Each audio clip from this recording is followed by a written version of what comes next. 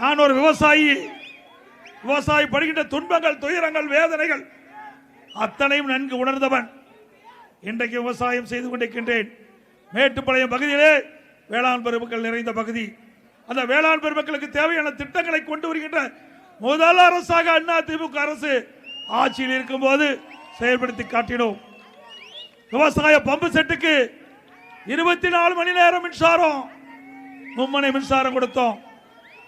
அதே போல 100 நாள் வேலை திட்டம் திமுக ஆட்சிக்கு வந்தவுடன் 150 நாளாக உயர்த்தும் சொன்னாங்க.